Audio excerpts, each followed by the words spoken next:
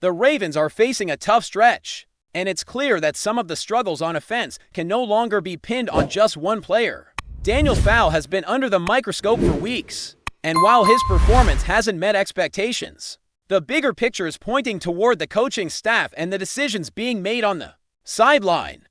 For months, fans and analysts alike have been watching him struggle in both run blocking and pass protection. And what's been most frustrating is that the mistakes are consistent, glaring, and costly. It's one thing to have an off game, but when it happens week after week, you have to start asking hard questions about why he continues to be put on the field. The reality is, at this point, the burden isn't entirely on Fowl. He's been given the chance to succeed, and unfortunately, it's just not coming together for him as a guard in the NFL. The experiment has failed. And while that's disappointing to see, the bigger disappointment is in the inaction from the coaching staff watching the games. It's obvious what fans and analysts can see immediately. Whether you're watching live, checking the film, or looking at highlights, or in this case, lowlight, sits clear when a player is being repeatedly beaten. Daniel Fowl has been overmatched, outpaced, and overpowered in situations that should be manageable. The sideline reaction from teammates, and even the visible frustration from Lamar Jackson, underscores just how much this is affecting the team. Lamar hasn't held back his feelings in press conferences either. He admitted that his frustration is through the roof, reflecting a deeper problem that extends beyond any single player. When your quarterback is under relentless pressure from a defender who shouldn't have the advantage, it doesn't just affect one play, it ripples through the entire offense and limits the team's potential to execute effectively. There have been attempts to address the situation, like rotating Emory Jones and Andrew Voorhees into the lineup, but those adjustments have not solved the problem. It seems clear that the offensive line needs a much more thorough overhaul, because these piecemeal changes are not enough. Watching a smaller, faster cornerback beat Fowl on a pass rush is an image that sticks in the minds of fans and analysts alike, illustrating a problem that is both predictable and preventable. There are plays every week where you see him caught flat-footed, out of position, or simply unable to keep up with the speed and technique of NFL defenders. At some point, the question shifts from can Fowl improve to why is the team continuing to rely on him when it's so apparent that it's not working. The frustration on the field is mirrored by the frustration in the stands and across social media, as fans have been patient but are now reaching a breaking point. This is not just about one loss or one game. It's about a pattern that has persisted over months and seasons, highlighting systemic issues that go beyond a single player. The numbers and grades reinforce what we can see with our eyes when looking at the latest analysis. Fowl was the lowest graded Ravens offensive lineman in both run blocking and pass protection during Sunday's game. His performance was abysmal compared to his teammates. And while other linemen also had struggles, the gap in execution was impossible to ignore for a position that is supposed to be protecting the quarterback and creating lanes for the running game. These deficiencies are glaring and costly. The coaching staff's decision to continue with the same approach week after week raises serious questions about personnel evaluation and willingness to make tough changes. Fans and analysts alike have to wonder what the staff sees that the rest of us don't, because the evidence of underperformance is obvious on every play. The conversation isn't just about Daniel Fowl anymore. It's about roster construction, coaching philosophy, and the willingness to make necessary changes. The Ravens have seen the consequences of inconsistent line play in game after game, with turnovers, pressures, and missed opportunities piling up. The team needs to make a bold move. Whether that's a full overhaul of the line or introducing more competition at the guard spots, because the current approach isn't sustainable. The ripple effect of these struggles is seen in the quarterback's frustration, the running game's limitations, and ultimately the results on the scoreboard, even beyond the Ravens. This is a cautionary tale of how offensive line performance can define the success or failure of an entire offense when protection breaks down repeatedly. It's not just a personal issue, it impacts every aspect of the game. From play calling to execution to morale, the offensive line situation also reflects broader roster management decisions. For years, the Ravens have invested heavily in certain areas, like the secondary, while neglecting consistent upgrades at the guard positions. The lack of depth and competition at these spots has left the team vulnerable when starters like Fowl fail to execute at the level required, even when promising talent like Emory Jones is available. The approach to deploying them has been cautious, almost hesitant. instead of making the necessary adjustments to give the offense the best chance to succeed. The combination of poor line play, questionable rotations, and a lack of decisive coaching action has created a perfect storm of frustration that is impossible to ignore watching the games. It's evident that the Ravens have reached a tipping point. Fans have endured the frustrations for months, and now, after consecutive losses against division rivals, the scrutiny is at its peak. It's no longer about giving a player the benefit of the doubt, it's about making real changes to prevent recurring mistakes. The offense, while talented in many areas, is being hamstrung by a line that cannot consistently execute. For a team that has playoff aspiration, this is an urgent problem that demands immediate attention. The conversation has shifted from evaluating individual mistakes to questioning systemic issues, from considering what Fowl can do better to what the coaching staff must do to improve the team. At the heart of this is the reality that NFL success requires consistent execution and accountability, and when those elements are missing in such a critical part of the team, the effects are felt everywhere on the field. Even when looking at metrics from professional analysts, the gaps are undeniable. Grades show that Fowl is consistently at the bottom in key categories, underscoring that the performance is not just a fluke or a single off game. The evidence is overwhelming, and yet the decisions on the sideline remain unchanged. This has led to growing criticism not only from fans, but from former players and commentators who understand the game at a high level. The lack of adjustment has consequences that extend beyond a single matchup. It affects team morale, offensive rhythm, and ultimately the ability to win consistently in a highly competitive league. The frustration that is visible in press conferences and sideline interactions is a reflection of these cumulative effects, and it is impossible to ignore how deeply it impacts the team's performance. As the Ravens season progresses, the focus shifts from individual errors to the broader challenges the team faces, especially when it comes to consistency and accountability across the offensive line. The performance of Daniel Fowl has sparked heated debates, but the issue has grown into a reflection of the coaching philosophy and the roster management strategy that has guided the team for years. The constant cycle of missed assignments and blown blocks isn't just a temporary problem. It's a systemic one that has been allowed to persist, and it now defines the way the offense operates. Every time Lamar Jackson drops back to pass and feels immediate pressure from defenders who should have been contained, it's a stark reminder that the line cannot be relied upon to execute, and the repercussions extend far beyond a single play. Each breakdown affects timing, decision-making, and the rhythm of the offense, turning routine plays into high-stakes situations that can change the outcome of the game in an instant.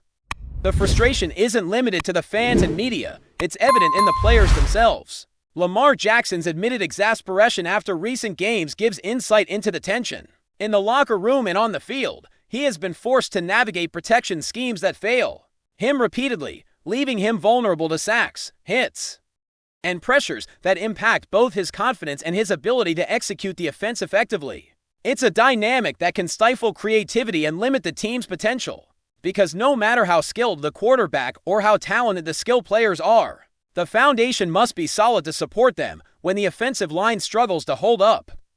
Even the best designed plays fall apart, forcing the offense into predictable patterns, limiting options, and reducing overall efficiency. The pressure, both literal and figurative, is building, and the consequence is that the team is increasingly unable to capitalize on opportunities that would otherwise be within reach. The challenges are compounded by coaching decisions that appear hesitant or reactive rather than proactive. Rotating in Emory Jones and Andrew Voorhees has been a step, but it doesn't solve the root problem, and fans are left questioning whether there are better alternatives being ignored. NFL teams succeed when the coaching staff identifies weaknesses and adapts, whether through player development, roster adjustments, or tactical changes. And yet the Ravens' approach has often felt constrained by loyalty to players who are struggling in real time. The repeated reliance on a player like Fowl despite clear deficiencies suggests either a lack of trust in available replacements or a deeper reluctance to make bold adjustments. Either way, the impact is unmistakable. Missed blocks, failed assignments, and the erosion of confidence across the offensive unit. This is not just about one guard, it's about an entire philosophy that has left gaps in a position group critical to the team's success. Statistics and grades from analysts reinforce what fans have been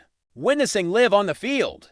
Daniel Fowl's performance is consistently rated the lowest among his peers, highlighting not just occasional errors, but systemic underperformance. Run blocking and pass protection metrics show a player consistently overmatched. And while the rest of the line fluctuates between competent and strong performances, Fowl's struggles create holes that opponents exploit week after week.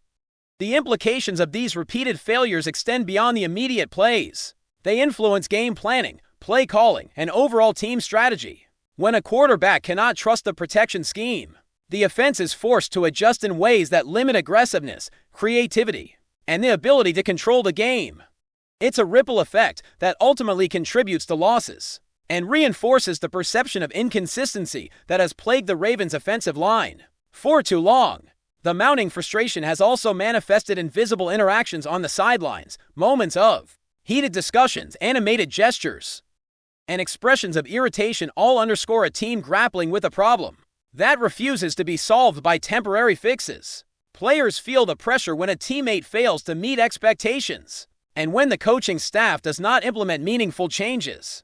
The tension escalates. This internal strain becomes visible to fans and media, and it shapes the narrative around the team in ways that can be difficult to overcome. Accountability becomes a shared responsibility. But when consistent underperformance is allowed to persist without adjustment, the focus shifts from potential and skill to the immediate consequences of ineffective execution. It's a reality that every NFL team faces at some point. But how the Ravens respond will define the trajectory of their season. The consequences of ignoring persistent weaknesses on the offensive line are apparent in game outcomes. The Ravens have faced key losses in situations where a stronger, more reliable line could have made the difference. It's not just the big, glaring errors that hurt. It's the accumulation of small breakdowns that force the offense into unfavorable situations, lead to turnovers, and prevent big plays from developing. The inability to adjust and address these weaknesses threatens the cohesion and rhythm of the offense as a whole. When the foundation falters, every level of the game is affected.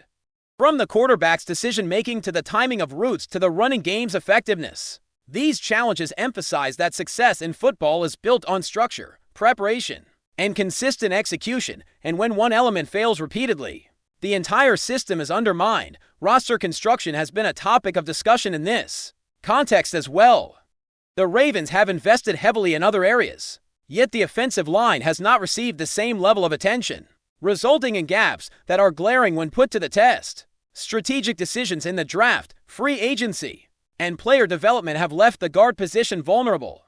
And while there are talented players on the roster, the execution and cohesion needed to compete at a high level are missing. The lack of consistent competition and depth has meant that when starters like Fowl underperform, there is no ready solution to maintain stability. This misalignment between investment, talent, and execution underscores why the Ravens' offensive line struggles have become a central narrative for the team's season. Before we dive in, don't forget to hit that subscribe button and give this video a thumbs up. Your support keeps us bringing you the latest news on the Baltimore Ravens. And hey, drop your take in the comments below. We want to hear from the flock. The stadium was still humming with energy, fans debating every pass, every tackle, when DeCosta, the mastermind behind the Ravens' roster moves, dropped what might be the most talked about comment of the season after a gritty showdown against the Steelers. DeCosta didn't mince words, leaving analysts, fans, and rival executives alike speculating about what his cryptic statement could mean. "I just want to make sure everyone knows what we're about," DeCosta said, his tone sharp and unwavering, eyes scanning the media pit as if daring anyone to misinterpret him. It wasn't a celebratory remark, nor a humble nod to effort. It felt like a direct shot across the bow, and the timing could not have been more provocative. Considering the long-standing Ravens-Steelers rivalry, every word carries weight, and DeCosta seemed to know exactly the ripple effect he'd cause. Sources inside the organization suggest the comments hint at some serious internal discussions that could be on the horizon. Rumors are already circulating about potential shifts in strategy, possible personnel moves, and even a recalibration of the team's approach heading into the next stretch of games. While no official announcements were made, DeCosta's body language and phrasing gave the unmistakable impression that something big is brewing. Fans immediately took to social media, dissecting his every word, reading between lines, and debating whether this was a subtle warning to rivals, a motivational push to the team, or a veiled signal to agents and free agents that the Ravens mean business. Pundits are already weighing in, some calling it a power move to assert dominance over divisional rivals, while others suggest it's a strategy to shake up locker room dynamics, pushing players to elevate their game. One thing is clear, DeCosta knows how to command attention, and with his comments echoing well beyond the stadium walls, the Ravens camp is now buzzing with anticipation. Whether this translates into trades, lineup shifts, or something more clandestine remains anyone's guess, but insiders agree that no team in the division is taking this lightly. The Steelers, of course, are watching closely, probably analyzing every syllable for hidden threats or opportunities. In a season already rife with intrigue, DeCosta's post-game remarks have added fuel to the fire. Everyone from die-hard fans to casual observers is now wondering, is this just talk, or the precursor to a seismic shakeup that could redefine the Ravens' identity for months to come? One thing is certain: when DeCosta speaks, the NFL listens, and the rumor mill never rests. That's it for this update. If you enjoyed the video and want to stay in the loop with exclusive news on our Baltimore Ravens, make sure to subscribe and hit that like button. We'd love to hear what the flock thinks. Drop your thoughts in the comments. See you in the next one.